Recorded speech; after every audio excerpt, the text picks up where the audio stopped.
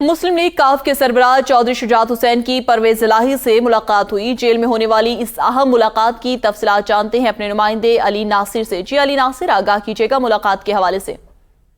جی بالکل، camp jail Lahore میں چودھری پرویز الہی کے ساتھ چودھری شجاعت حسین اور سالک حسین کی ملاقات ہوئی ہے۔ ملاقات آدھا گھنٹے سے زائد وقت تک جاری رہی ہے۔ جیل ذرائع کے مطابق ملاقات محکمہ داخلہ پنجاب کی اجازت ملنے کے بعد کروائی گئی ہے۔ ملاقات کے دوران ملک کی سیاسی اور موجودہ صورتحال پر بھی تبادلہ خیال کیا گیا ہے۔ اس کے علاوہ چودھری شجاعت اور چودھری پرویز الہی کے درمیان ملاقات میں چودھری شجاعت نے ان کی خیریت بھی دریافت کی گئی ہے۔